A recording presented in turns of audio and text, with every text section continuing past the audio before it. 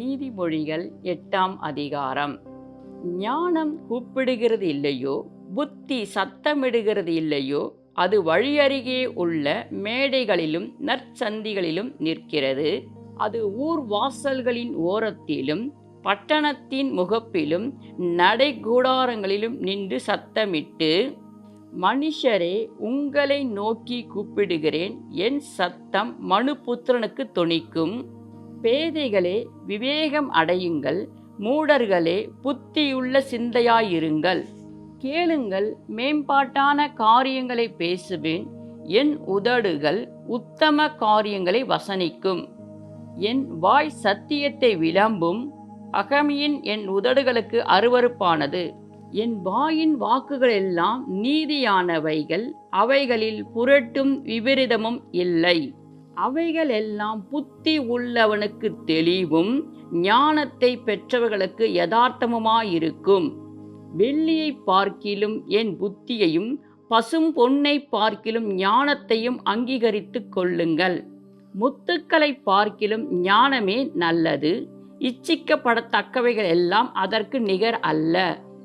ஞானமாகிய நான் விவேகத்தோடே வாசம் பண்ணி, நல் யுக்தியினால் அறிவுகளை கண்டடைகிறேன். தீமையை வெறுப்பதே கர்த்தருக்கு பயப்படும் பயம். பெருமையை, அகந்தையும், தீய வழியும், புரட்டும் வாயும் நான் வெறுக்கிறேன். ஆலோசனையும் மெய்ஞானமும் என்னுடையவைகள், நானே புத்தி வல்லமையும் என்னுடையது. என்னாலே ராஜாக்கள் அரசாளுகிறார்கள், பிரபுக்கள் நீதி செலுத்துகிறார்கள். என்னாலே அதிகாரிகளும் பிரபுக்களும் பூமியிலுள்ள சகல நியாயாதிபதிகளும் ஆளுகை செய்து வருகிறார்கள். என்னை சிநேகிக்கிறவர்களை நான் சிநேகிக்கிறேன். அதிகாலையில் என்னை தேடுகிறவர்கள் என்னை கண்டடைவார்கள். ஐஸ்வர்யமும் கனமும் நிலையான பொருளும் என்னிடத்தில் உண்டு.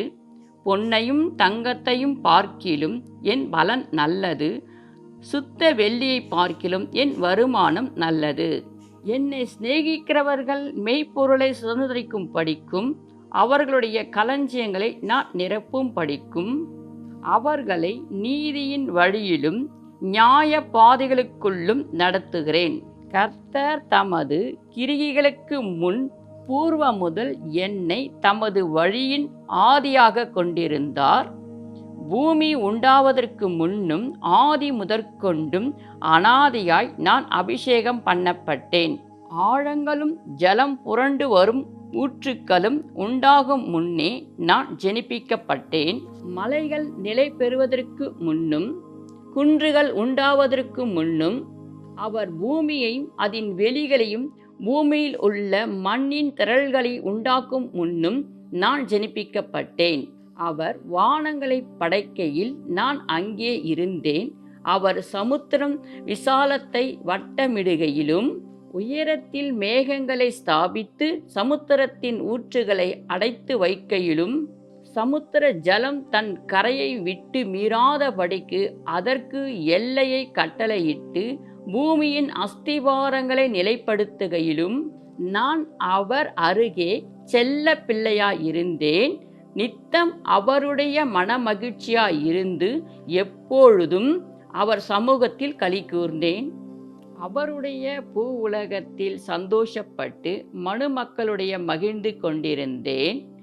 ஆதலால் பிள்ளைகளே, எனக்கு செவி கொடுங்கள், என் வழிகளை காத்து நடக்கிறவர்கள் பாக்கியவான்கள். நீங்கள் புத்தியை கேட்டு ஞானமடையுங்கள், அதை விட்டு விலகாதிருங்கள். என் வாசப்படியில் நித்தம் இழித்திருந்து என் கதவு நிலையருகே காத்திருந்து எனக்கு செவி கொடுக்கிற மனுஷன் பாக்கியவான். என்னை கண்டடைகிறவன் ஜீவனை கண்டடைகிறான், கர்த்தரிடத்தில் தயவும் பெறுவான். எனக்கு விரோதமாக பாவம் செய்கிறவன் எவனோ தன் ஆத்துமாவை சேதப்படுத்துகிறான்.